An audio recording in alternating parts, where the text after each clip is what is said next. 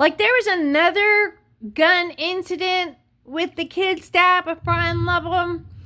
Like, the day that I quit drinking, the kids had stayed with my mom overnight, and I woke up at 7 in the morning. I was panicked. I was like, I've got to get to my kids. Something is wrong.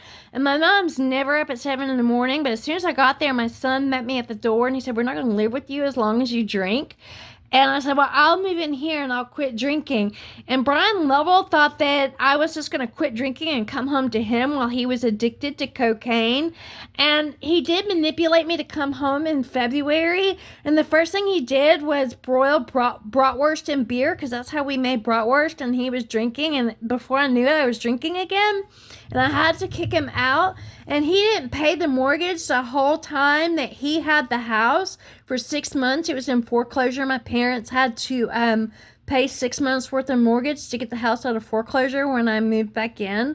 But he never did quit cocaine. He never did quit drinking. And I had to get him out of the house so I quit drinking, because I ended up in a DWI over this. In an accident, and it blocked all of I-77. I had to be cut out of my car, and I injured somebody. And so the Christmas party that December, I don't go to the Christmas party because I don't give a shit about stuff like that, and I wasn't drinking, so I took call for the other people in the ultrasound department so that they could go to the Christmas party. And Brian said, meet me at O'Charlie's, and I went to O'Charlie's, and I parked, like, I kind of blocked him in and just, like, had the car, like, my car in park while it was running, and I could smell liquor all over his breath. And I said, kids, get in my car, because I knew that he was drinking and driving with the kids. He said, come in and have a drink with me. I said, absolutely not. And then he got in my car, and I had a breathalyzer in my car because my BAC was so high when I got my DUI. And he was going to blow in my breathalyzer, and he said bullets are going to fly if I was to leave with the kids. He threatened to shoot me and the kids, and I was able to get a restraining order, not just for me, but for the kids, which is really hard to do. I had to argue it, and the judge really didn't have a problem with it.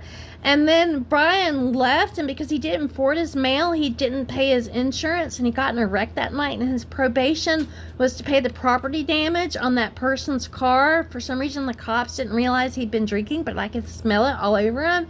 And then later, he got into a traffic stop where they check, like a drunk driving check, and his license was revoked because he didn't pay his probation. He wasn't paying that person's property damage, and he didn't know his license was revoked, so he got drunk driving with his license revoked. And what his lawyer did was continued the case for 3 years, to the point the judge just said, forget it, it's so long, forget it, because he was facing jail time. So I had to drive the kids everywhere that, like, anytime that Brian Lovill had visitation, I had to drive the kids back and forth because Brian didn't have a license, and he didn't work, so he wasn't paying child support, and he didn't bother to go to the clerk of court and correct the child support. So the child support got backed up to the point that I just decided to strike $10,000 in arrears rather than have Brian Peak pay me child support until my youngest was 33 years old, because I wanted to cut ties with them. So that's what Brian Lovill did instead of going to jail. And another thing that Brian Lovill would do is he'd be dating one woman one weekend, and then 2 weeks later, he'd be living with another woman the next. So he taught his children how to be promiscuous.